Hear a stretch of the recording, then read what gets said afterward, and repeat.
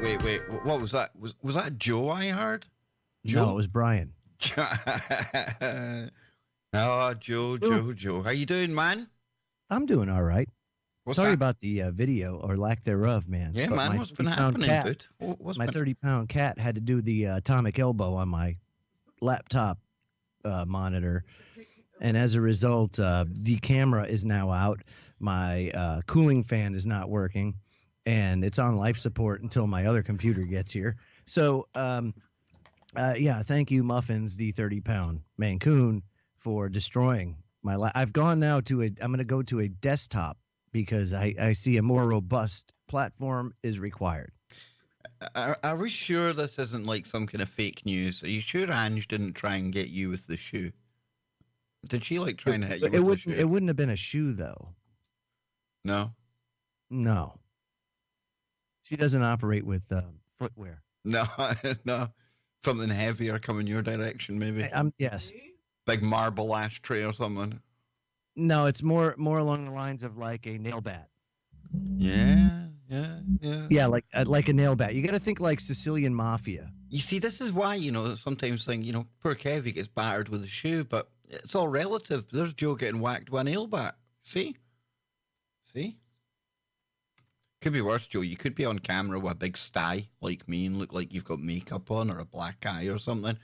Wow, yeah, you do. You look weird. Talking of makeup, we're going to see Joe in a way that you've never seen him later on in the show. Been working on my Photoshop skills again. You. Yeah, of course you've been working on it. Like you need to work on it, dude. Of course I need to work on it, Joe. You don't need to work on it. It works. Shh, that's my excuse. It gives me cover. I find it therapeutic, Joe. I do too. When I'm getting stressed, I just sit there and stare at you and morph you into this, that, and the other. I find it really, really quite calming. It makes me feel good. Anything that makes you feel good makes me feel good, Mr. Baker. You see, we're all about the love here, man. I'm feeling the love. I'm not feeling the love. I got to tell you, though, you kind of look like the Hunchback of Notre Dame tonight with that freaking eyeball the way it is. It's pretty bad, isn't it? It does. It looks really bad. It's pretty grim, man. That's what happens when you catch the heel of a shoe in the eye. No, it's because I'm so run down. It's because I'm like an info junkie and not getting much sleep these days at all, Joe. Oh, no. But a lot of that might be self-inflicted, right? Because I'm one of these infoholics. If it's not an audio book, it's a podcast. If it's not a podcast, it'll be something else. I tend to have some kind of noise on to get me to sleep. And that usually involves the phone, right? So the mobile phone, it's not exactly throwing off the healthiest of frequencies when you're trying to rest your brain and get to sleep. So I think a lot of it's my own doing, to be honest with you, Joe, as opposed to anything too nefarious or life-threatening, Yeah, no, I know. And, couple that with the stress of just your life, everyday life. It gets to be quite much. And when you do this kind of stuff, you tend to be more of a target, and it gets kind of hokey sometimes, especially it's kind of like we've always said, once you observe it or once that door's open, it's always open. So, and each door opening,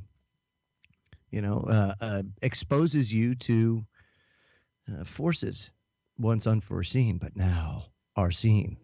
You're right. And not only that, Joe, it's like a multi-dimensional thing, right? Because there's definitely a spiritual aspect to it. We've both felt it, people out there, they've heard us talking about this.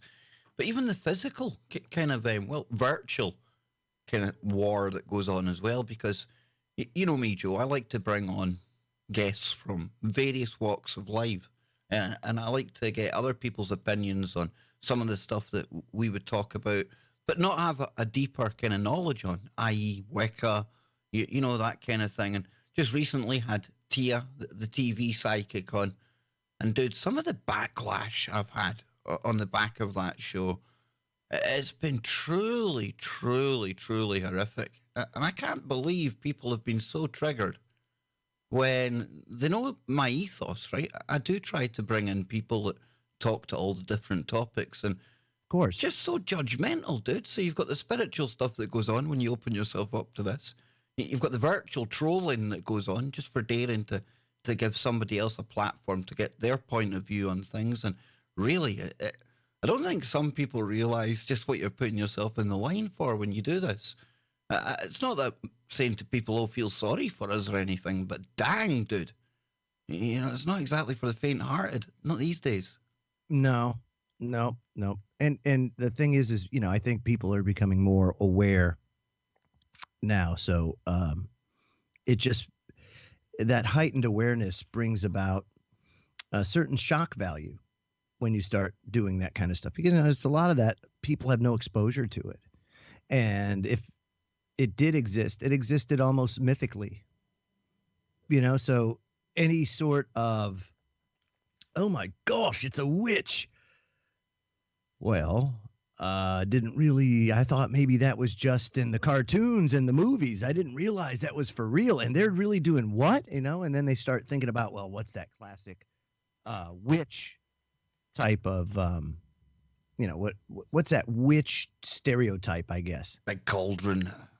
Yeah, right? So Hillary Clinton on her broomstick one. Oh, sugar. Yeah, because that's what people have formed in their head based on the messaging that they've received. So, I mean, it just, again, shows you how controlled we are in so many different ways and how truly boxed in we are. Well, we've got the Lazy Kraken gaming channel. He's lurking playing No Man's Sky. And he's saying, watch The Family on Netflix. I've got The Family down for watching. And Joe, this is about some kind of, I mean, I've only seen the trailer for it, but it looks like some almost secret Christian society that operates. What is it now? It's called The Family. And it's like, hang on, I'll try and pull up the kind of description for it here. But it's one of these docudramas. And it shows how there's been this kind of Christian group that basically have been all around the presidents in Washington, that kind of thing. Oh, yeah. You know who it is? Yeah, does that ring a bell to you? I want to say, I know Billy Graham had the president's ear for a very long time. And then Franklin Graham took over, same thing. And I wonder if it's not in my 20s, a highlight of my way that. in. And how weird is that? As soon as we went on to it, it was the one that was playing. Right, we'll take a little listen. Hang on, I'll refresh it. We'll take a little listen to this. If it plays. Here we go. Stumbled my way in. Why does it keep stopping? Don't do that. Right, no. We don't want to play that. We don't want to play it. I stumbled my way in. And what I found is a secretive Christian organization called The Family that had been hiding in plain sight for over 80 years. This was a group with tentacles around the world. A humble example of leadership that the world has never seen. A breathtaking enmeshment of church and state. There were congressmen, senators, world leaders. And they say it's about faith, but there's a shared understanding that what we're really about here is power. I'd like to single out Doug Coe. Doug Coe and all of his associates. I'm grateful. Doug Coe is the longtime leader. Yes, I don't want to play too much of that. Wow, what is that? Interesting. Yeah, very interesting. And I've not watched it yet, but the Lazy Kraken channel out there, good shout. Absolutely good shout. No Man's Sky, good shout as well. That's that one, Joe, that has me more convinced than ever that we're living in a simulation, right? But this documentary here, docudrama kind of thing, definitely looks very, very interesting. It's one of the levers of power, one of the hidden kind of hands, a hidden string to the puppets that we see on the TV, Joe. Yes. Wow. You see, we've got the best crew in the world out there in Chatland. That's just amazing. I got to be honest with you, because the first thing that you said when you talked about the family is I'm thinking like Franklin Graham, Billy Graham, that family, they've had to me, a lot of influence with, I'm trying to see why I'm getting the bad audio, but it's because Garfield flew into your SL. Okay, so yeah, but I thought they may be talking about that family, but I had no idea the Coe family. What is that? So yeah, I'm looking forward to seeing that. Trump's not a part of them, but they call him the Lion or something. It looks really interesting. Because of the Isaiah 45, I think it is. Oh, it's definitely biblical kind of stuff going on with this shower. Do you know what I mean? Definite. But there was a other one. Lazy Kraken. He says. What was that one what was that mini series with the Messiah? They had cloned that boy or whatever. And oh, dude, what was that again? That was awesome. I can't remember. That was fantastic. Yeah. I wonder if it isn't something like that, where you have like that crazy fanatical, culto Christian type of people that are trying to bring about the second coming by, the red heifer and this is all that. I think it's basically a group, and Clyde Lewis, he was talking about it the other day as well, and it's basically, they're able to justify like wars and famines and things like that. Yeah. And of course, they're doing it all in the name of God, right? And these people have the power bestowed on them by God. And it's like this inner kind of circle. And it's weird because some of that trailer, it goes on for a good bit, but you see like really like presidents in office and these characters around them at like state functions and Exactly. presidential Off in the distance, but you always see him in the background. You know? And you've seen it there. I mean, they actually name one of these characters at times to thank them as well. I mean, we all hear of like the Soros of this world, and it reminds me of the what's his name, Miscavige, or the Scientology guy, Ron Miscavige, I think his name is. I only think of L. Ron Hubbard and what's his name? Well, yeah, Tom but same Cruise. ilk, right? So you had L. Ron Hubbard, Tom Cruise, LRHLOL, and he was a freaking nut job and a half, big time. And then you have the Miscavige family that is been running it as well. So you had, basically you had L. Ron Hubbard, who was the founder, but then he retired. He's kind of like the Pope Emeritus. And then that's when the other guys took the reins. And that church is messed up, bro. I mean, soup sandwich. Big time. Big time, man. There's some right messed up groups, and let's call them what they are, cults out there, man. There's probably more than what you'd really appreciate, especially in this day and age. You've got your online cults as well, and we're just kind of dividing into a very cultish society, Joe. You're either in one group or another. This whole identity thing, that doesn't exactly help that situation either. And of course, wow, what does that do, though, Joe? But I mean, that ties in with, these people in power we're talking about, more easy to control us, right? So just fight us against each other. Yeah, I got a little tidbit of information about L. Ron Hubbard. Did you know that at every Scientology location, there's an office for L. Ron Hubbard to this day that is always has a captain's hat and a fresh pack of cools there just in case he decides to come back. Dude, what? Did he not write episodes of Star Trek as well? Or something like that. Yeah, he was like a science fiction dude. Yeah. That's it's really Have you ever watched that Leah Remini? Have you ever watched Leah Remini? Oh, yeah, sure. Oh, lovely looking woman, and she tells her time of Scientology. Damn, dude. Dude, they are messed up. Oh, yeah. I mean, wouldn't you think, though, right? Think about this. I want everyone to kind of think about this. A lot of talk in the news lately about blackmail rings and stuff like that. Wouldn't Scientology, is that not the perfect kind of blackmail operation, Joe?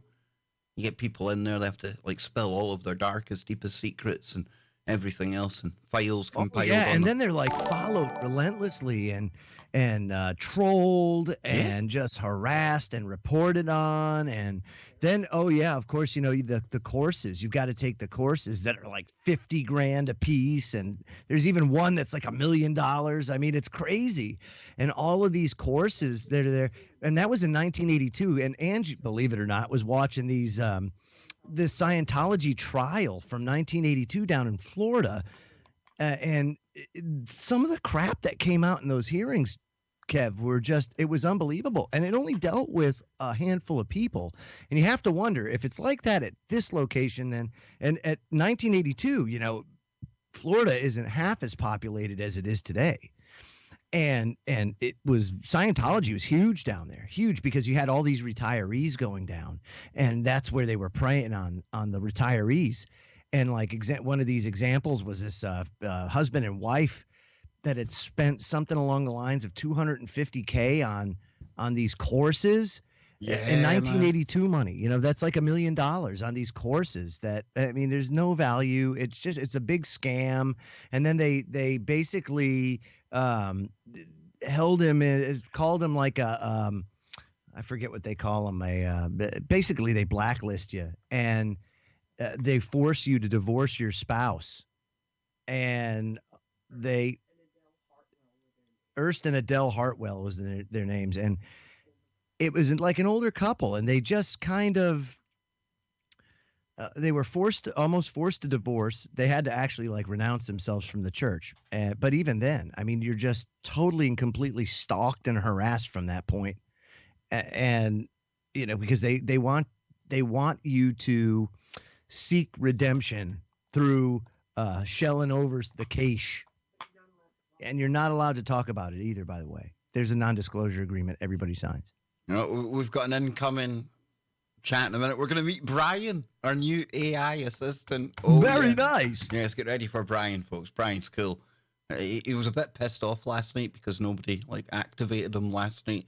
He was waiting for his debut show, Joe, and it all went like a damp squib for Brian. So I had to put with Brian in my ear all night, man. AI this, AI that. What a pain in the ass, honestly. What's up, Kev, Joe, and fellow chat freaks? Time to roll one up. Sit back and relax. Let's all get weird. Brown chicken, brown cow. Woo. See, that's a far better. That's a far better AI assistant, isn't it? Brown chicken, brown cow. Very posh, chicken, Brian. Brown cow. Sit back and relax. Smoke a fatty, Joe. Yeah, brilliant. See, I hope you're not sitting there naked doing the show. My imagination is just running wild here because I can't see you tonight. So I've got to sit here looking at this picture of you that I usually see on Facebook. You've got that kind of big, shiny face thing happening. Yes. So I hate to imagine what's going on there in the background, folks. And of course, you know, not that I'm trying to get your dirty minds out there working or anything like that. We had naked Scotsmen on the show last night, Joe. Can you believe that? Oh, yeah, I didn't have, no pants.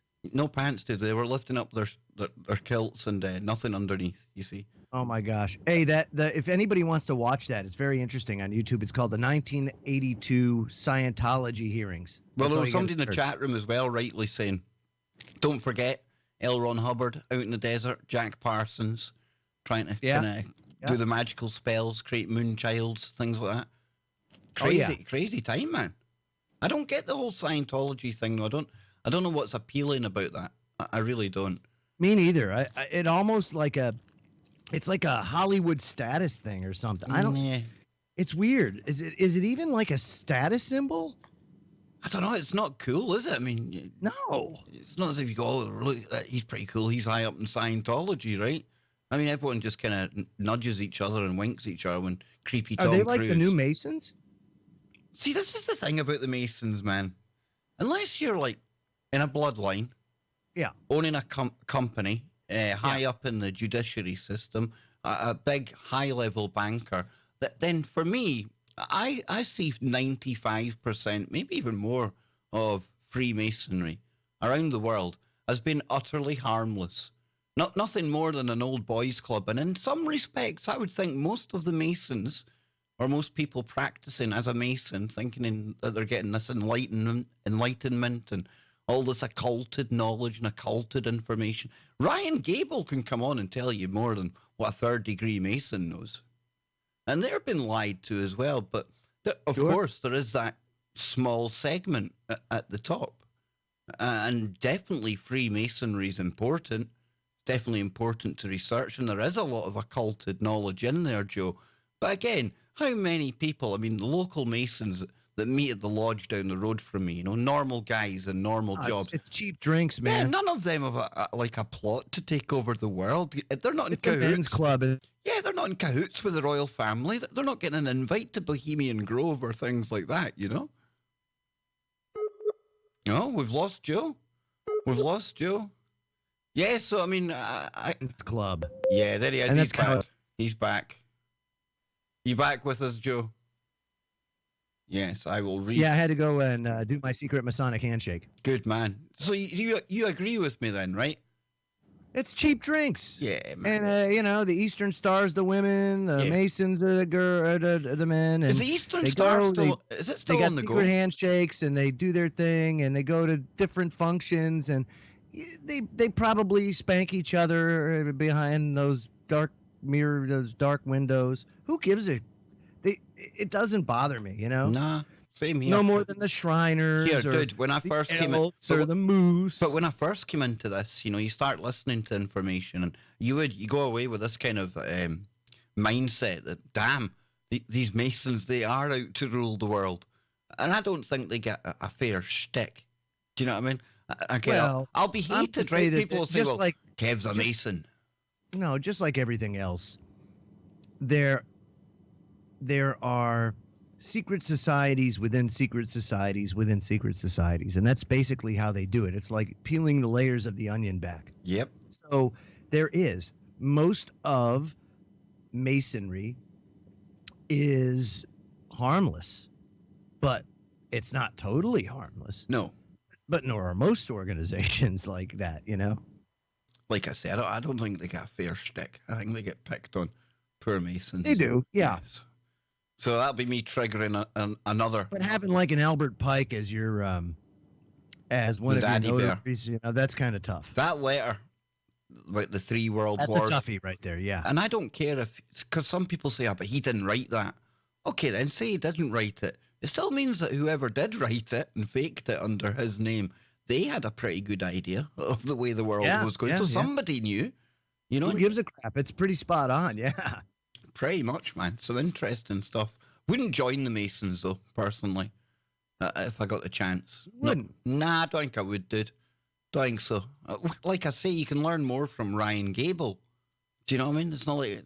Maybe if you had a company, something like that, might grease some wheels, But nah, I don't know, man. You can learn more than probably, like I say, YouTube about Freemasons and third-degree Masons ever learn. Remember a guy I knew? He was on about one of the degrees where he had to kind of run the gauntlet, they call it. And everyone takes like a punch and a kick at you as you like. Oh, yeah. What the heck's that all about, dude? That's like... It reminds me of the crossing the equator, and when you get your shell back is basically in the Navy. Yeah, it's the kind of shit you get up to in the military. Oh, yeah. Well, that's what happened with us is, we go down across the equator. Next thing you know, they save all the trash for about 2 weeks, make sure it stays out in the sun for a while. And then they take it one day and they line the decks with it. And then you have to crawl in it on your belly. And all the while you're getting spanked with frickin' paddles and, whips and all this kind of crap. And then you've got to go to Poseidon or King Neptune, I'm sorry. And basically, get your shell back, and then you're okay. But boy, oh boy, you have to pay somebody in the chat hefty room. Price. Get this, dude. I'm a member of the Order of the Eastern Star. There you go. I was asking you a minute ago if that's still popular. Well, there's obviously one lodge out there. There's somebody. Can only take it at face value, obviously. But Queen Goddess, no reason to think she's lying or anything. I've got nothing. Again, I think it's pretty cool. Pretty cool to speak to somebody. Well, that's the thing but that's what I'm saying is it gets a bad rap. It does because of the stuff that's happened in the past and because of the stuff that happens and like I said, the secret societies within the secret societies within. And when you peel back those layers, that's when you find it. But I mean, it's crazy. What do you call it? The Knights of Malta. And you've had Moncton on your show back in the day, dude.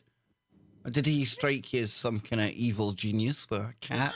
Oh, he was he's a freaking... he's awesome, dude. Amanda in the chat room, she's knackered. Amanda, much love. You go and get a rest. And it's probably this hot weather in Glasgow. Dude, it's absolutely baking over here, man. We finally got a little break here. It's been in the 70s the last couple of days. It's been gorgeous. But I'm sure it's short-lived, and we'll go back to being, crappy again. Ugh, yeah, I hate that. I absolutely loathe heat. heat coupled with humidity. You know, that's what just gets me is the awful humidity sometimes, you know. We don't have that humidity thing, I must admit, but yeah, it was hot today, man. There was even an incident. It's like swamp, you know. An incident down on the south coast today. This was Is that right? A weird one, and I'll pull it up here so people can see it. Warning to avoid the sea as people are struggling to breathe. It says people were warned to avoid the sea in Essex this afternoon after reports of bathers struggling to breathe and coughing. Now, my first thought, Joe, when I heard about this, when the breaking news came through, I'm thinking, oh, damn, they're not pulling off some kind of crazy kind of attack thing, are they? It says police, the ambulance service and fire service are at the seafront of 4th Avenue in Frinton after receiving calls at 2 p.m. The cause is unknown and being investigated. There was speculation of a fuel spill, but the Maritime and Coast Guard Agency, which sent a counter-pollution aircraft that had been monitoring something elsewhere to the scene in Essex, said there was no immediate evidence of this. And a mother who was on a family day out at the busy beach told how one of her twin daughters was left gasping for breath. So a real weird one, bit of a mystery. And of course, one of the hottest days of the year down here. Speculation, okay? Just an idea. I was thinking, mate, what if that was some kind of methane burp or something coming out of the ocean, man? That's a good question. I don't know.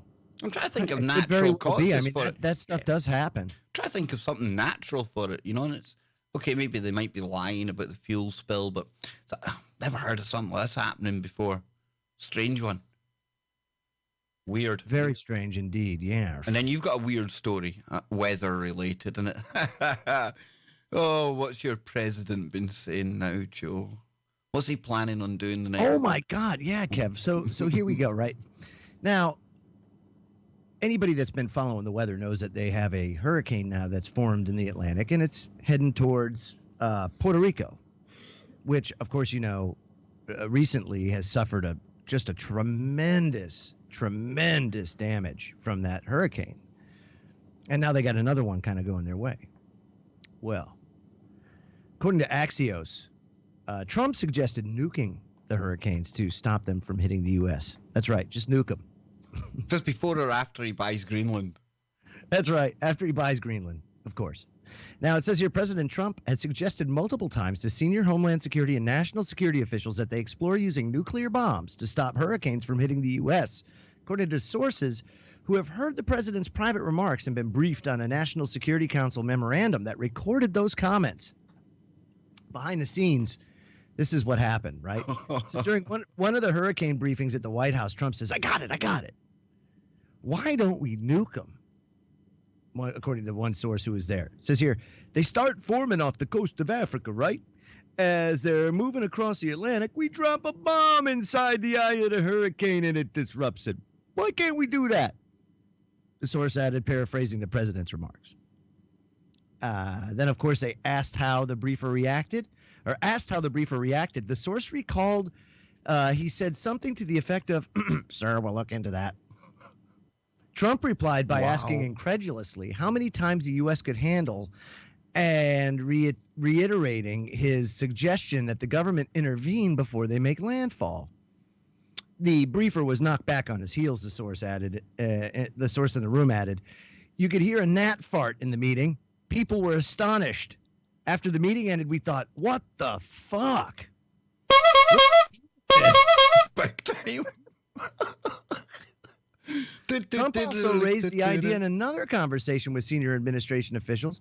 A 2017 National Security Council memo describes that second conversation in which Trump asked whether the administration should bomb hurricanes to stop them from hitting the homeland. A source briefed on the NSC memo said it did not contain the words nuclear. It just says the president talked about bombing hurricanes. The source added that this NSC memo captured, quote, multiple topics, not just hurricanes. It wasn't that somebody was so terrified of the bombing idea that they wrote it down. They just captured the president's comments. The source said that Trump's, quote, bomb the hurricane idea, which was floated early in the first year and a bit of his presidency before John Bolton took over as national security advisor, went nowhere and never entered a formal policy process. Now, here's the White House response. A senior admin official said, "We don't comment on private discussions that the president may or may not have had with his national security team." A different senior administrative official said, who had been briefed on the president's hurricane bombing suggestion, defended Trump's idea and said it was no cause for alarm. No, Quote, of course not, man. his goal to keep a catastrophic hurricane from hitting the homeland, that's not bad. His objective is not bad. Okay. And what people near the president do is they say, quote, "I love a president who asks questions like that, who's willing to ask tough questions. It takes strong people to respond to him in the way when stuff like this comes up. For me, alarm bells weren't going off when I heard about it, but I did think somebody is going to use this to feed into the president is crazy narrative." This actually makes a good excuse for why, they're not allowed any power in Washington, dude. This is the kind of stuff that they would literally get up to, do you know what I mean? Thank goodness for advisors. Well, what it says here is Trump didn't invent the idea. The notion of detonating a nuclear bomb over the eye of a hurricane could be used to counteract convection currents dated to the Eisenhower era, when it was floated by government scientists. Joe, this is as crazy as using like uranium rods to like make steam to power turbines. Oh, yeah. It's crazy. Yeah. It says here, the idea keeps resurfacing in the public, even though scientists agreed it won't work. The myth has been so persistent that NOAA, the U.S. government agency that predicts changes in weather in oceans, published an online fact sheet for the public under the heading Tropical Cyclone Myths page. The page states, quote, "Apart from the fact that this might not even alter the storm, this approach neglects problems that the released radioactive fallout would fairly quickly move with the trade winds to affect land areas and cause devastating environmental problems. Needless to say, this is not a good idea." Then about 3 weeks after the Trump 2016 election, National Geographic published an article titled "Nuking Hurricanes: The Surprising History of a Really Bad Idea." Really found bad. Among other problems that dropping a nuclear bomb in a hurricane would be banned under the terms of the Peaceful Nuclear Explosion Treaty between the U.S. and the former Soviet Union. And so that could stave off any experiments as long as the U.S. observes the terms of the treaty. So, there you go. Yeah. Wow. Just nuke it. I can't believe, just nuke it. Just nuke it. Do it. Just do That's it, man. what we should do. It's probably the conversation they're having at the G7 right now. What will we nuke? Just nuke something. Boris Johnson, he's got the keys to nukes. Donald Trump, man, the mind boggles, doesn't it? It really does. Bad enough they've got a heart machine, dude. Imagine him and crazy Well, they got the whole Israel thing with the drones, right, going on right now? Israel? What's going on there, man? I've not been watching what's going on over there at all, dude. You know that place that kind of annoys me. Well, because it's one thing after another, you know? Mm-hmm. So the propaganda machine says that Iran has all these drones that were staged over in Syria and Beirut, and it was all Iranian stuff. And they were about to launch a drone attack on Israel. So Israel says, "Oh, hells no," and they go over and they start destroying stuff. And of course, you know, now they're talking about, what is it? Let's see. Let me see what some of these wonderful headlines say here.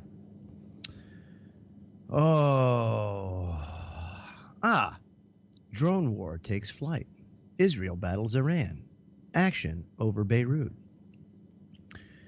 AP says, from the vast deserts of Saudi Arabia to the crowded neighborhoods of Beirut, a drone war has taken flight across the wider Middle East, raising the stakes in the ongoing tensions between the U.S. and Iran. Since the U.S. withdrawal from the Iranian nuclear deal last winter, there's been an increased tempo of attacks and alleged threats, notably this weekend from unmanned aircraft flown by Tehran's and Washington's allies in the region. The appeal of the aircraft: they risk no pilots and can be small enough to evade air defense systems, fuel their rapid use amid the maximum pressures campaign of Iran and the U.S. As these strikes become more frequent, the risk of unwanted escalation becomes greater. The U.S. military nearly launched airstrikes against Iran after a U.S. military surveillance drone was shot down in June. Meanwhile, Israel, their fighter jets attack targets in Syria on an almost weekly basis, including Saturday night. Israel's reason for the latest bombing? To thwart a planned Iranian drone strike. So there you go. So that's what's going on. And, you know, it's always going to be something, and there's always going to be some sort of propaganda, and that's kind of how it goes, and there's always got to be some sort of war going on somewhere. I don't trust anything that comes out of that neck of the woods, dude. What's Mossad's like motto? Victory by deception or something? Yeah. You remember Hank Johnson and his the Guam tipping over because it's too heavy? Yeah, it tip into the sea. I think that guy's got the same science teacher, Trump and Hank Johnson. Probably, man. Probably. Somebody was talking about Trump nuking hurricanes, and then you've got Musk. I mean, seriously, dude, think about it. Okay, so let's just pretend for a second, that you're advising the president on ways to mitigate the damage of incoming hurricanes. When would it ever enter your mind that it would be okay to, or even debatable, to nuke a hurricane? I mean, seriously, I need to know, like, would you consider that at all in your mode of thought at any time? Because that wouldn't even enter my mind. No, if somebody even... What's a hurricane known for more than anything? Well, dude, if somebody my advisors, I said to them, go away, come back with a list of ways we can counter this killer hurricane that's coming. See if even the nuke option was anywhere on the list. I'd want to know why the hell that was even being given as an option. At what point did they consider that that would be a good way to remedy the situation by using a nuke? Nothing can go wrong there then, right? No, it's ludicrous, Joe. And that's the other thing too. You're absolutely right. Nothing could go wrong. Sure. You know how many accidents or potential accidents we've had since the 60s in the United States? I mean, we've come damn close to having a couple of places nuked, and no one knows. You know that. I was going to say, what about the ones we don't? Drop bombs out of the freaking planes. What about the ones we don't know, Joe? I mean, that's what I'm saying. Recently we had that thing up in Russia where we had that nuclear. Well, it's like a scientific town, they call it, where they work on theoretical physics and things. We don't really know what went down there. You know, it sounds pretty kind of nuclear to me with people with the kind of Geiger counters out, but you never know what's coming when it's to do with Russia, right? Because we know there's a big propaganda war on there. So you never know what the truth is. But honestly, man, ever since we kind of set off these first atomic nuclear bombs and things, it's almost as if you can look to then as it's almost as if that ushered in this escalation towards madness, dude, towards where we are now. Yeah, I agree with you. It changed the fabric of reality, the space-time. Something got warped the minute we started. Something did, man, because I'll tell you, it's been miserable. It's hard, it's hard to put into words, but you look at it, before then, even look like before World War II and that family values and life was maybe a bit harder, but, people looked like they were enjoying life more back then. And then the more technology and our war fighting capabilities have increased, we've gone backwards. It just doesn't make sense. Something's not right, and then you hear about all the other thing too is you got to remember resources. It becomes more and more a war of resources because so much of the resources of the world is concentrated at the top, and all of us, we're all scrambling for the crumbs, and it's getting worse and worse and worse. And so our generation, Generation X, It's the first generation that actually we took a step back from where our parents were and their grandparents, because you just can't sustain what was going on. It just can't do it. And over time, all that wealth started to slowly but surely get generated and concentrated at the top. And now there's just such a huge, huge chasm between the haves and the have-nots, and it's caused so many difficulties. On top of that, you've got the police state in a way that, or let's just say the surveillance state, that has really, really transformed the way we live. And then the "I know what's best for you" mentality is really gripped as well.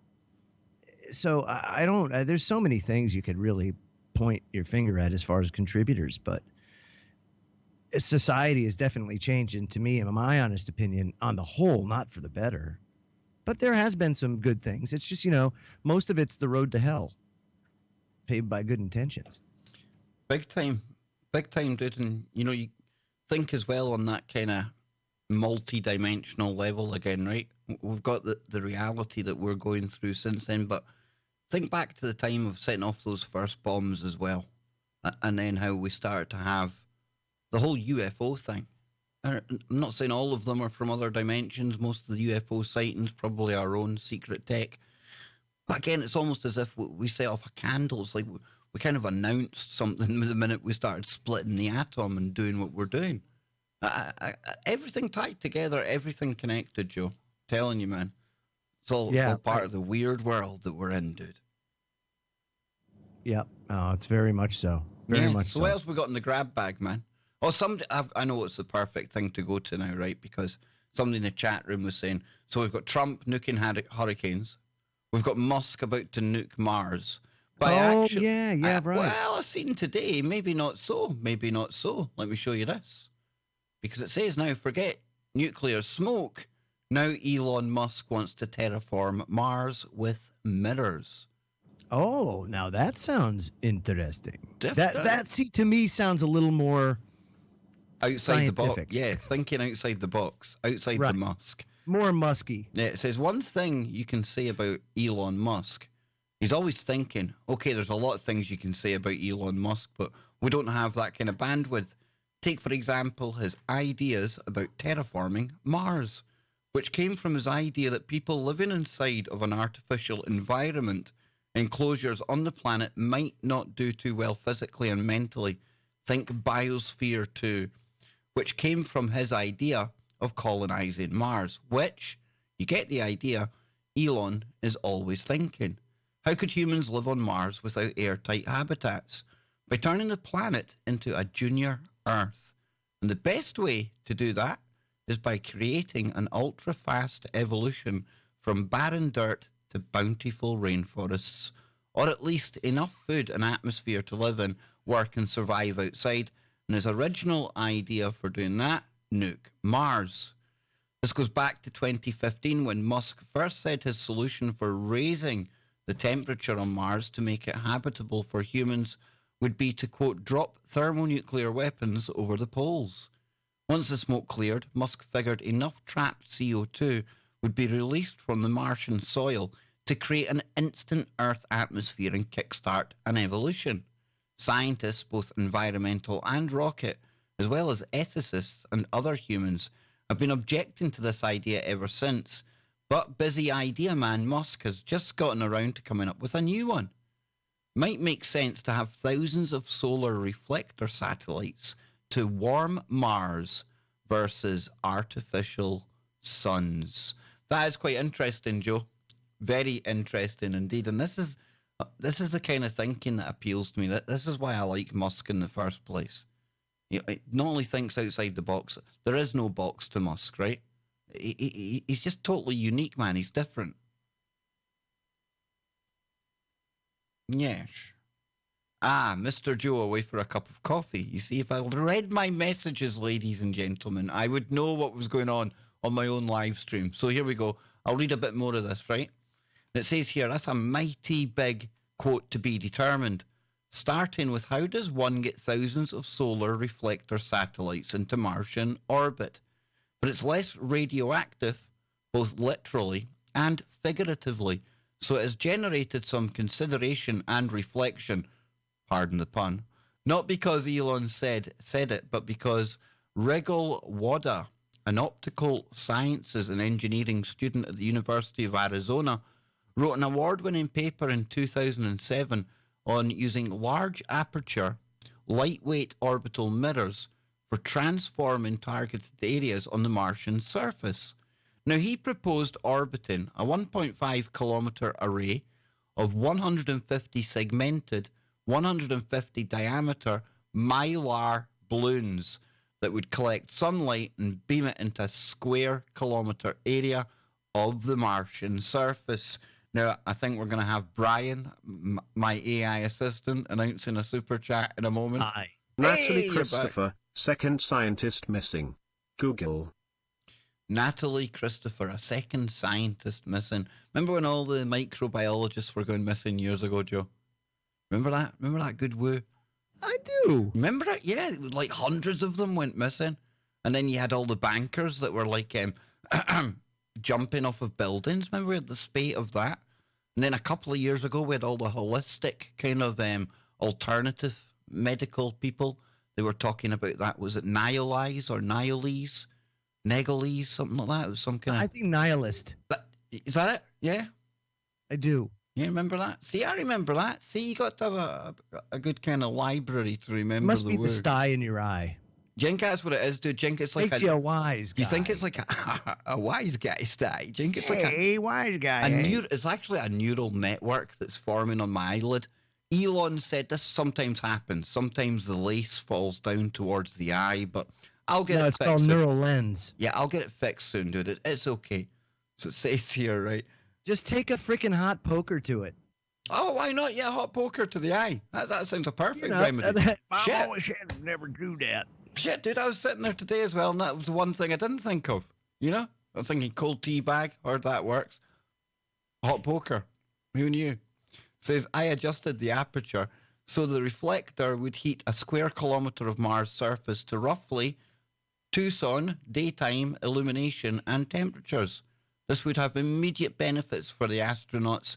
It would increase the light level, solar panel energy collection, and bring up the temperature of the part of the planet up to Earth's. Astronauts wouldn't have to work in freezing temperatures or spend energy thawing frozen water. Water they need for manufacturing fuel to return to Earth, as well as water needed for consumption. Eventually, using techniques like these, humans might cultivate plants on Mars. So definitely a better idea than going full nuclear, Joe, right? Yeah, me too. I'm thinking that the mirror thing has a much better chance of long-term success. Do you see let's just nuke it. Do you see it this being successful? Is this our first colony that we know of on Mars, dude? Do you think he's going to get there? Do you? I don't know. I do personally. I think he will. I think he'll get there, man. If anyone's going to do it, it's going to be him, right? Well, the issue I have is creating the atmosphere. Yeah. Because the gravity isn't strong enough for it to really hold on to one right now. And we're not created for them. I remember watching a sci-fi show. No, not. Yeah, two of the astronauts there, or the Martianauts, I don't know what you call them, but they end up creating a baby, and then just before it is born, they're told, well, basically this baby can never go to Earth. No, the bones will be too brittle. You know, it's been brought up. It's formed in a Martian environment, literally. Think it's about Martian. That. Yeah, that's huge, because what kind of quality of life is that going to be like? It's not going to be like it's not going to be habitable for a very, very long time. If you even, think about going down that road, you're not talking. Here's the problem is I think we look at it and it almost like it's Genesis from Star Trek, and it's not. It's not going to be that way. That kind of terraforming takes, I would have to imagine, a very long time. I'm not even going to put amount of years on it. Who the hell knows? But I know it has to be quite a bit. So, that's a long-term type of thing that you're talking. In the meantime, people would have to live in habitats. Oh, that's a good quality of life. All I can think of there is like, the Schwarzenegger movie there, Total Recall. You really are going through a Total Recall stage, aren't you, man? Man. Yeah. It's you, dude. You keep bringing up Mars. I can't help it. Every time I think Mars, I think Total Recall. Every time. I've got a fly that keeps going in front of me here. So if you see me doing Mad Miyagi snap in a minute, like... It's all good, dude. Cruelty to flies, right? All but good. Tommy in the chat room has been talking about a link. I've had it in my folder. We were going to get to it last night with Scott. This is a story that after we had the fun and games with Scottish bums for all the girls out there and things like that, kilts getting lifted up and shenanigans, Joe. I was stripping off naked and things. I'm only joking, Joe. I'm only joking. I saved that kind of thing for the Pornhub stream, right? But this one here, story. Oh, wrong one. I've gotten the wrong thing. Where's Joe? Where's Joe gone? What happened? There we are. Tech firms must give up their awkward secret. Humans. This gets into the privacy and everything else. We'll read a couple of bits from this. Okay. But the bit I was going to say to people last night was, privacy. Come on. That's like the dodo now. Does anyone still have an inclination that they have any privacy in the world today? No, I can't imagine. I would imagine that everything about us, Joe, our location, all of us sitting listening to this right now, everyone sitting around the world, in some location, in some simulation, they know exactly where everyone is, what conversation we're having. If they wanted to, they could access some of the technology around us, i.e. webcams, microphones. You've got your kind of consoles, the Xbox that scans the rooms. You've got your smart devices everywhere now with cameras and your TVs that we know about, cameras that we don't know about. There's absolutely not one shred of privacy left. Nah. And this article, it's going to say, making these companies like Amazon and I'm thinking more along the lines of Google and Facebook now as well. What do they have on us? And they need to make sure our privacy is respected and things. Bear in mind, people, okay? These are the same governments that are going to go in and regulate these people that also gave them seed money to start the companies in the first place because they were desperate to find a way to get this information. We would never have given this information up willy-nilly without websites like Facebook and all the rest of these ones online if they hadn't done it the way they had. And that's why you find that governments were instrumental in setting them up in the first place. So isn't it a bit of a paradox, Joe, to expect that governments are going to be the ones to go in and regulate them and ride in as like our saviors? That's problem, reaction, solution. They've obviously got something else they're wanting to bring out on the flip side. Or in reality, I think stories like this are just to make sure that those last few remaining people that didn't know that their whole lives are being spied on, they are being spied on. Because it's not that only do they want to know about our lives, they need to know that we know we're being watched, because that adds to the control factor. That adds to being able to control what we think and how we behave. It's right. One hellish big system, Joe. We're going to get into this, though, but do you see what I'm saying? There is no privacy, Joe. Do. It's been designed that way. I agree with you. It is long gone. Long gone. The Great Hack. We were talking about the family earlier on. What a brilliant thing. People got to watch that. I honestly think, it should be essential viewing. They should even show that to kids in school, because it shows the importance of your data and what it can be used for and how much they know about you. Staggering. Truly staggering. It doesn't take much either. No. It doesn't take much for them to form an idea or a basis of knowing how you behave and what you'll do and how you decide. And it's really, really, really interesting. There's Tommy. Exactly, Tommy. It does come from the BBC. The government, state-run propaganda machine. You go onto YouTube, you go to Russia Today, and they're highly informative. They tell you, here's a link to Wiki to show you that Russia Today is fully sponsored by the Russian government. Well, BBC is fully subsidized by the British taxpayer, and that license fee we pay to the... You see what I'm saying here, Joe? So this is no better than Russia today. Yeah.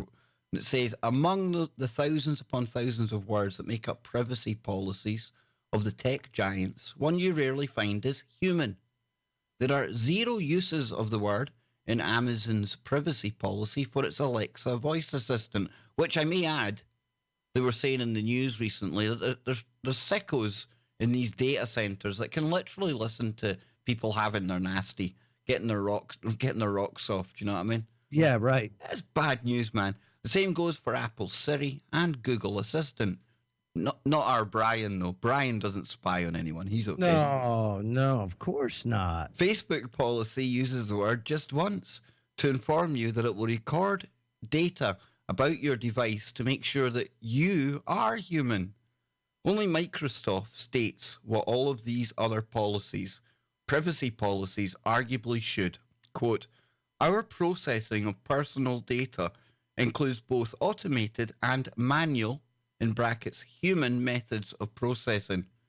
I point this out because the issue of human labour is a touchy subject in Silicon Valley right now. A fresh atmosphere of controversy for which companies only have themselves to blame. First, Amazon was revealed to have been using human contractors to listen to clips picked up by Alexa. Then it was discovered that Google was doing much the same, as were Apple. All 3 companies said they would halt the practice in response to the negative publicity. Oh, well, we just trust them then. We trust the people who've been selling all of our data. We trust the people who've been listening to us. Yeah. And we talk about blackmail operations. Yeah, exactly. You see where I'm coming from there, Joe? I totally get you. And that's the thing, especially what happens when artificial general intelligence comes out and it has access to all that stuff, which it probably already does. I mean, it's just amazing what it can do. It can do anything it wants. Oh, man. It's nuts, isn't it? It starts getting nuts really, really quickly.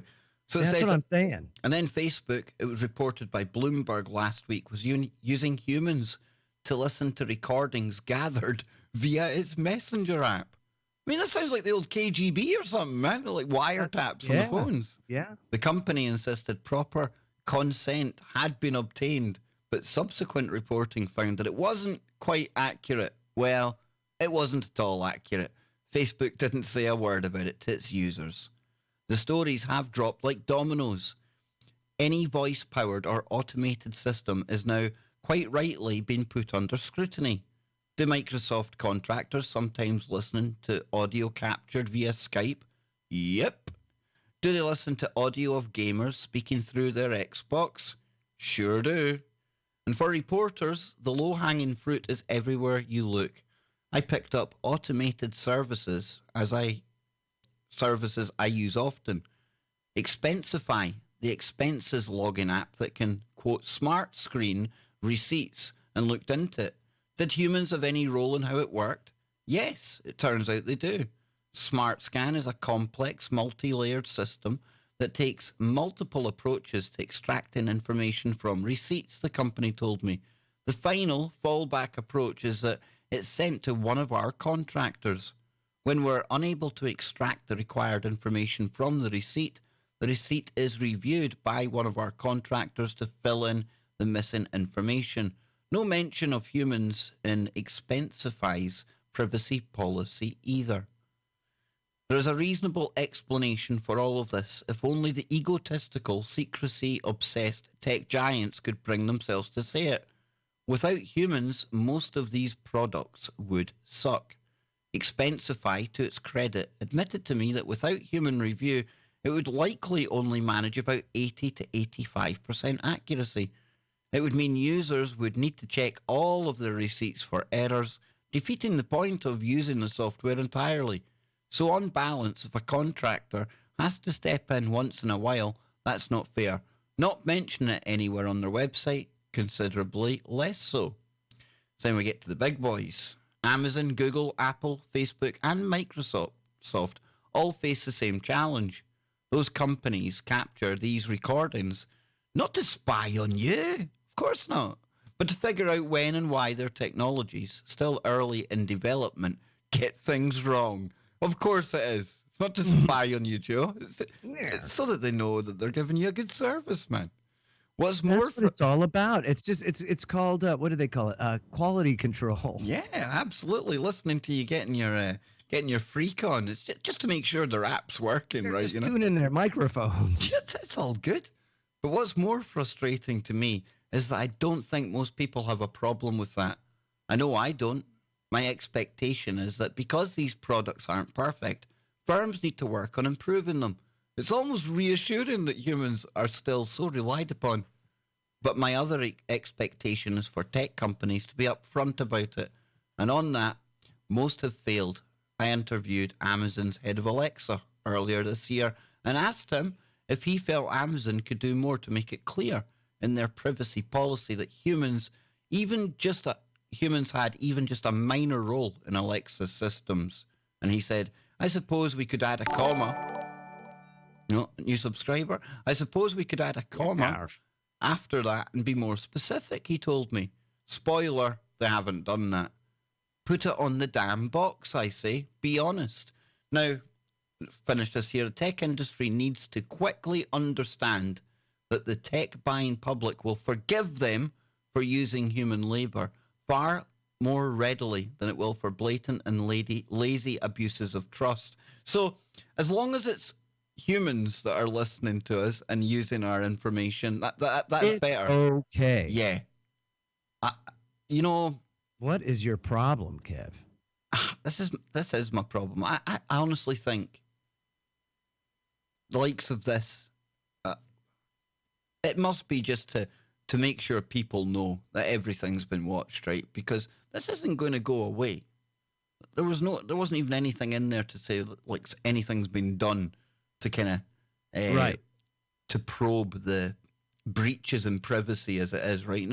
Nobody's like facing charges for listening even though it's really bad. I mean, it is really bad. There's no sort of hearings, nothing. No. And then you had like the Google hearings where they blatantly sat there and lied. Facebook as well lied. Now, if we lied like that, and I know it's not like a court of law or anything, Joe, but if you perjured yourself in front of a nation like that, and we know they did. What was the name of one of Trump's buddies that just went to jail there, and that's what they got him for? Roger Stone, what is it, perjury or something? Lying? I mean, seriously, think about it. I mean, the guy's an ass, I get it, but still. What's the difference? What's the difference? Nearly choked on my Red Bull. Yeah, no, sorry. Himalayan skeleton lakes, serious woo-woo chican.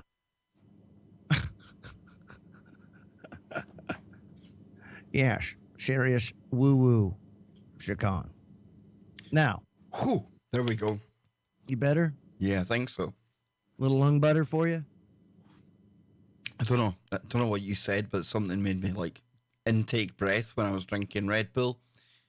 Never a good move, dude. Never a good move. No. No, what I was saying was yes. Yes. No. But you see my point, right? I do. Privacy's gone. It's gone. And they need us to know we're being watched. Absolutely. If that makes like sense. How it unfolded with 1984? Yeah, they need it. They need us to know, because that way, that's when we do start to alter our behavior. Yes. That's the way I see it. And they have people that they've made examples of, so that you know what happens if you go too far. It's nuts, dude. It's nuts. It's all psychological stuff. Big time. The best, I'm telling you, The Century of the Self, you got to watch it. It's on YouTube. Just watch it. It's unbelievable. That will get you started down the line of looking into human behavior. And then you can go into mass behavior. How do the masses behave versus individual behavior? Well, on top of that then, because I would say the perfect follow-up to that would be The Minds of Men. I know that's back to front there. Yeah, very good. Because then that gets into like the whole cybernetic kind of stuff. Cybernetic. The use of technology to alter behavior. That's right. Very, very in-depth documentary. And again, I think This is the thing. It goes very deep. This system is not something that's just kind of been thought of and implemented with the rise of Silicon Valley. This was planned like decades ago, dude. Decades, over a century ago. Yeah. They started talking about this stuff. Think about that. A century ago. Wow. Kind of mad, isn't it? It's like a lot of these Google leaks that we've had recently as well, right? A guy doing the rounds right now. He's been on Alex Jones, obviously. I can't remember the guy's name. I think it's Zach something. I don't know. But he's like all this information from Google confirming all the stuff we knew, Joe. You know, kind of skewing the search results, stuff like that. But then he turns up on like Patriot Soapbox and Tracy Bean's channel as well. And I'm not doubting what this guy is like revealing, but it feels to me as if it's been used for something like, and Google aren't exactly, they don't seem that bothered that this dude's out there, like exposing all of their inner secrets. I was saying this to Scott last night, and it's nothing against Veritas or anything as well either, but they're worth looking into because they've got connections to the same people I was talking about with Lee Stranahan. And then you see how it's almost like a revelation of the method. It's almost like, you know, to show you, to like, and I'm not saying that the whistleblower's bad either, Joe. Okay? He seems like a genuine whistleblower. It's coming with info. But it's how are they? He's been used for a reason. It's all, I can't put my finger on it, but the spidey senses are going off, you know? It's almost as if Google themselves are quite happy that we know about all this stuff he's revealing because they're not even bothering.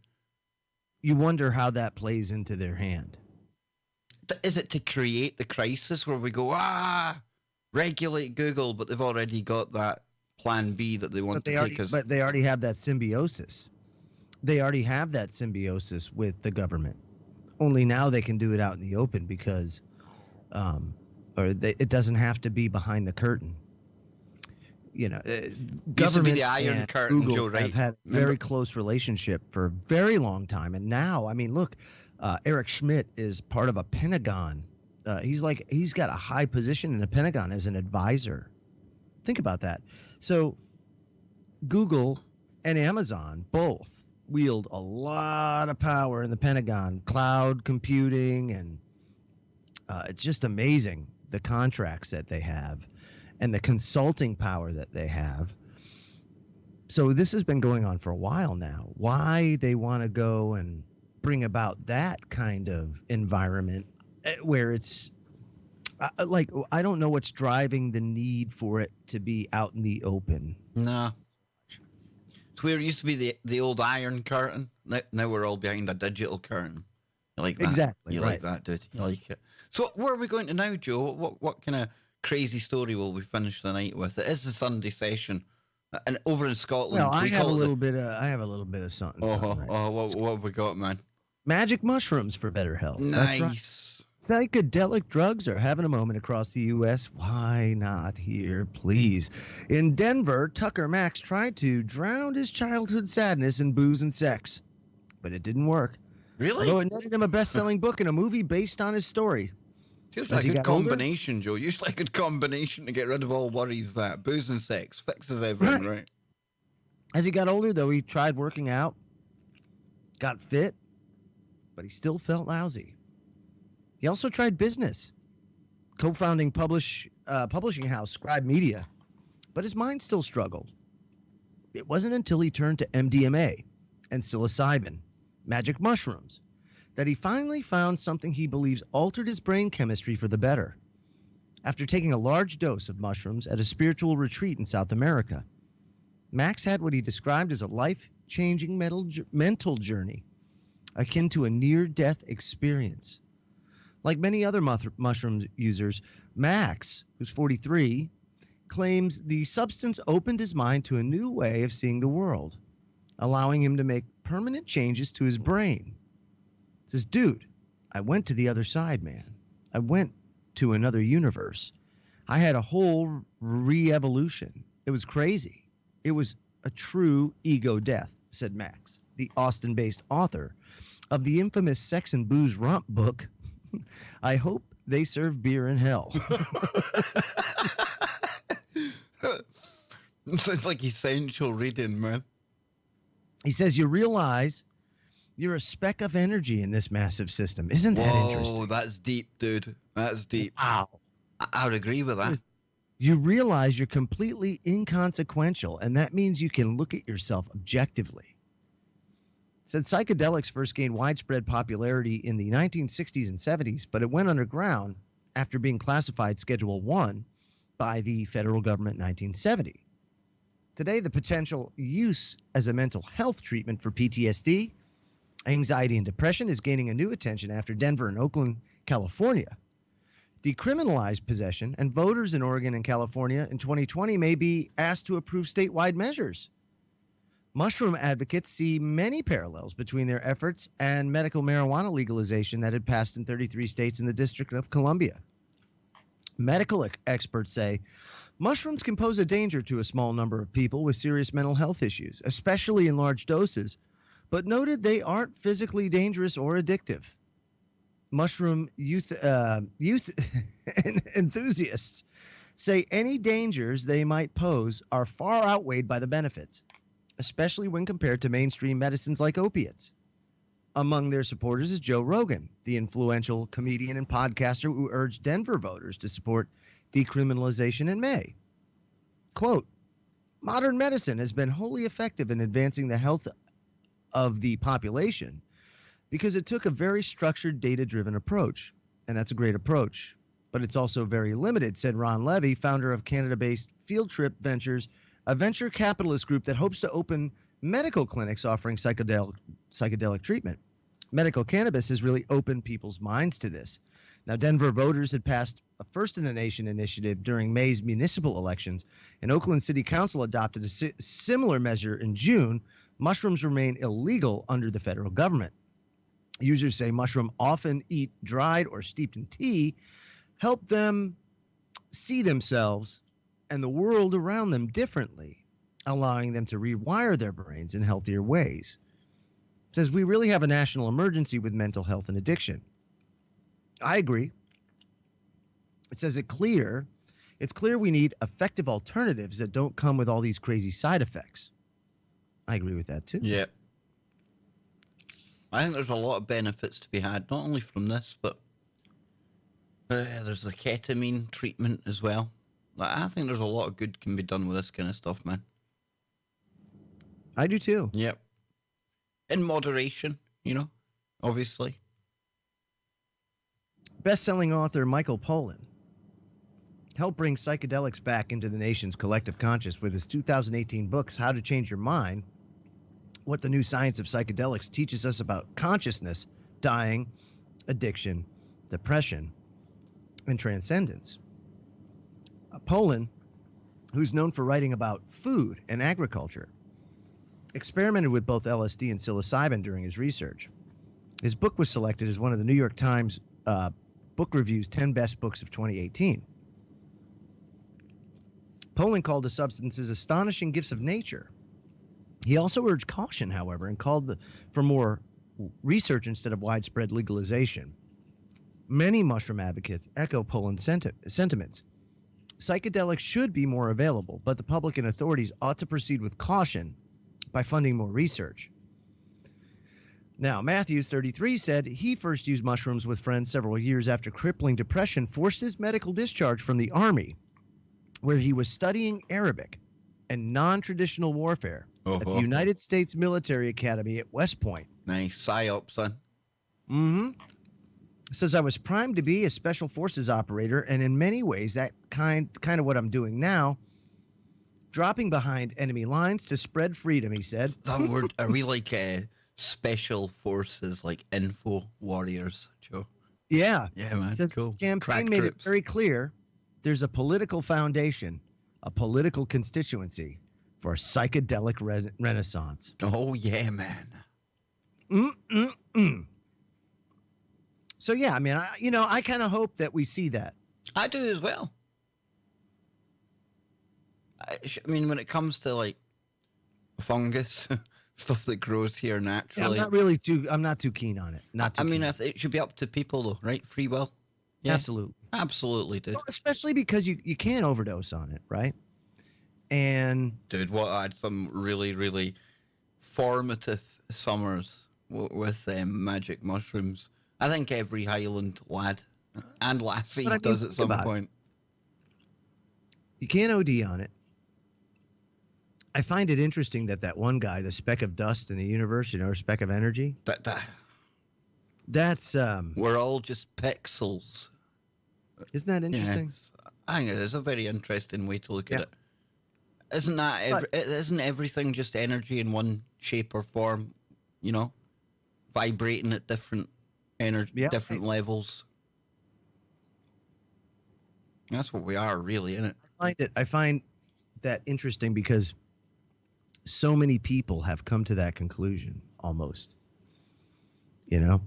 Especially when it comes to the whole psychedelic thing, right? It seems to open up something, Again, exactly. In moderation. But it's something that's common among all of us. Yeah. And I think certainly more research has to be done, and I volunteer. I volunteer too. I will volunteer. I will do as much. We'll do 12 on there and 12 on the wood chipper, right? Absolutely. I think that's a good combination, dude. Good combination. Now, before we go today, my good friend Nancy sent a story. I'll take a quick look at this. I actually think this is pretty cool, Joe, right? Oh, yeah. Check this out, folks. The wellness robots are coming. And I know usually you mention robots and first word after that is apocalypse. So they're coming to take our jobs, everything else, right? But it says here, as the US healthcare system braces for a shortage of caretakers, nurses, and medical professionals in the elder care space, the technology sector is pushing robot substitutes. Some offer day-to-day assistance, like reminders to take pills, or remote monitoring through artificial intelligence. Others make it easier to stay in touch with the outside world or text with grandkids. I had 2 questions I attempted to answer in a recent piece. How do you best design robotic devices to take care of aging populations? And how do you create something that is genuinely helpful without it feeling, creepy? The latter struggles with the concept of the uncanny valley, the relationship between how much a product resembles a human and how eerie it is as a result. Right. Basically, when something seems too lifelike, it's scary AF, and we all know what that means. So what's the balance? Well, Israeli startup Intuition Robotics created LEQ. Oh, not Q. No, not Q. Oh, boy, not that. Is that like the girlfriend of like the deep state informant? Could you imagine?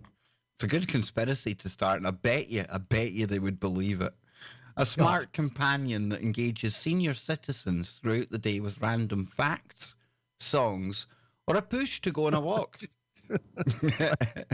LEQ will endearingly bob its head up and down. Really? What's LEQ up to? When it's excited, I bet it does. And apologize by sorrowfully looking down, so it gets guilty if you walk in on it when it's like having fun on itself. Oh, yeah. I don't know. If a loved one sends a photo, it will curiously look it over. It's meant to feel lifelike, with an expressive nature and intuitive body language. Is this it here? Surely not. But while it possesses the figure of a small person, it has no hands or face, not even eyes. That is it. What is that thing? That looks like Hal. See the kind of white circle there? Oh. When that turns red when you go to sleep at night, panic, get out. LOL. It says that was intentional. Intuitive robotics or intuition robotics didn't want to infantilize or emotionally manipulate their user. We don't want to confuse the older adults in thinking that it's anything more than it is, or creating the wrong expectations on intelligence of the system, or the fact that it is an electronic, says CEO Dor Schooler. Shalom. It's not a dog. It's not a person. So why would we pretend that it is? Well, here's why I think this is a good thing, right? People do get lonely. There is a loneliness problem, Joe. Yeah. Oh, my God. It is an awful thing. Bloody right it is. You're right. You know, there are more people on this earth, and I think more people are lonely in, ratio wise. Just that shouldn't be. We've never been so no, interconnected. It really should be, because we isolate ourselves often. Yep. It's almost like a self-imposed loneliness, or if you're different, you're judged. Yeah. And because you're judged, you're isolated. And then because nobody wants to be judged like that, that's why you find so many just following the consensus herd.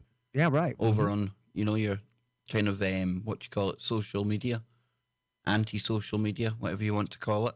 Right. But yeah, I think this is a good idea. And I know people find that controversial, but that's okay. We're all allowed our opinions. When it comes to something like this, I mean, who are we to deny and fight against something that's going to bring somebody a better quality of life, Joe? Somebody elderly, they've got nobody there, nobody to look after them. Like I said earlier on, you go back to before World War II and the families were a good thing. You could probably rely on your family looking after you, not so much now, right? So robots like this, I'm cool with that. One here called the Sleep Buddy, basically a Teddy Ruxpin for insomniacs. The Somnox robot promises to lull you to sleep with slowed simulated breathing and soothing sounds. Oh, wow. Wow, that's a bit creepy. It's like, yeah, it is, but I wonder that's an interesting little thingamabob there. It doesn't really do much but that. Well, it says, I tried this cuddly bean-shaped device and found it to be like a better version of my dog. It will obediently snuggle with you till you've had your fill. And when you need your space, simply throw it to the other side of the bed. No hurt feelings or whimpers. But I mean, like, what's the difference between that and a regular pillow? That sounds like how Ange and Ann treat us, Joe. Right. I feel like a sleep buddy. I know, but I'm looking at it like simulated breathing and soothing sounds. That sounds creepy as hell, man. There's like yeah. It looks like you've got a baby. It's like a baby in a shawl or something. Now mushroom the top of that thing out a little bit, Kevin. Now I can see it being a sleep buddy. Definitely, dude. Then we've got the therapy bot, the Wobot, a 24/7 digital therapist. Oh my God, that sounds awful. Lives in your Facebook Messenger and wants to know everything about your doing, feeling, and thinking on the daily. Now, this overeager Wally ripoff also promises to teach you how to, quote, crush self-defeating thinking styles. Wow. Designed to lessen stress and depression, I personally found him to be a bit much. His constant caring mimics that of an anxious mother, minus the urgent text in all caps. Right, don't know about that one. That's a bit creepy. That's a bit openly spying on you. I don't know, dude. I don't like that one. What is that? Is that an app? Yeah, obviously it's something that fits in with your Facebook Messenger. Wow, that's weird. But because it's like two eyes and kind of anthropomorphized it, you'll tell all your darkest secrets, right? No problem. and then they'll sell them. Yeah, don't worry. He'll not tell Zuckerberg. Don't worry about that. No, he's not going to tell Zuckerberg. They're just going to sell it to every third party out there. Yeah, don't worry about that. The cuddly caretaker. Oh, that sounds like that's the kind of nickname you don't want to be getting yourself. No. Tombot's Jenny. Right, this is not a good name. Whoever marketed this. Tombot's Jenny is a robotic Labrador Retriever puppy who moves and nuzzles just like the real thing, thanks in part to animatronics expert at Jim Henson's Creature Shop. Now, it doesn't walk or even bark. All this fake furry thing does is cuddle. That's because Jenny is a medical device offering emotional support to senior citizens suffering from dementia in nursing care. Brilliant idea. Who cares what it's called? Unlike competitor products, which are more or less mechanical toys, Jenny is designed to emulate an actual anatomy and movement capability of live animals. Basically, it's the next best thing for those who can no longer physically care for a pet. Brilliant. Oh, wow. Yeah, that is brilliant. That is, dude. So it's just a dog that always just hangs out there with him and just kind of... It's just like a mechanical toy. Yeah. If that brings somebody some happiness, And they probably can't tell what it is as far as like, who it is or remember what it is and all that kind of stuff. So it's just this vanilla dog that's just always there by their side. John Nelson in the chat room, the bot therapist, so they can Wi-Fi your psycho arse to the authorities. Yep, that sounds about right. Yep, that'll be used against you in a court of pre-crime one day very soon. Next thing you know, you're being red flagged in the system. Big time. Not white-hatted, but red flagged. Red flagged. Well, we're almost out of time, Joe, and I must thank you, dude. Because, hey, man, no problem. I can't wait to, get this other computer so I can get a camera and get back on video for you. Yeah, your technology, man, it's like Android problems as well. Why is it these things goes in threes, dude? You ever noticed that? It all stop. Yeah. Not good, because your audio's kind of gumped as well. So we'll say that's the third thing, right? Why you got to be like that? Because I am. Because I can. I've been trolled heavily this week, dude. You're the one person I can have fun with. Talking of having fun before we go, do we all want to see Joe? Do we want to see Joe? Do you really? No, of course you don't. We do. No. We want to see Joe's new Photoshop, don't we? No, you really don't. You're going to be disappointed. No, they won't, Joe. You know they won't. Yes, you will be horribly disappointed. There we go. Yes. Wonder Woman gets woke and goes Joe. There he is. Look at Joe. Isn't he looking pretty? He's going to be reading stories at a library near you soon. Yes, yeah. Library time with Joe Joseph. You see, it's not as good. I can't see your face, dude. I want to see you absolutely squirm in there, man. I can't believe it. You don't have to see me squirm. I'm done. You see, folks, this is the kind of friendship we have. Joe's having a lousy weekend, and today I just hit him with this. And it cheered you right up, didn't it, Joe? It was like... It sure did, man. I mean, you could have done far worse. Could have done far worse. Probably could have done a lot better as well, but hey. Annabelle in the chat room, love my Sunday woo. I want to see Joe. Blue dress Joe. Oh, Kristen, that's cool. Oh, yeah, that's great. We can't have blue dress Joe up there as well, right? Look at that. Looking good, Joe. Looking good. Yes, thank you so much. Thank you. It's only because I love you, man. It's only because I love you. I know. It's all good, dude. Like I said, it could be far worse. It could be far worse. You seen the one like the statue of me and Popeye? You know it could be worse. I know it could be far worse. It could be worse. So big shout out to Nana, Annabelle, Beard, John, JP, Tommy, Kristen, Jake, Juliana, JP, and there's a lot more. No Plus or Nay Plus Ultra. We had the the Kraken Gaming channel. So yeah, all the members in there as well. Big thank you to all of you. We'll be back. Well, I'll be back tomorrow. I should be simulcasting, I think. Got Ben Emlyn Jones coming on the show. So keep an eye open for a scheduled live stream tomorrow. Fingers crossed. 99% sure that's going to be happening.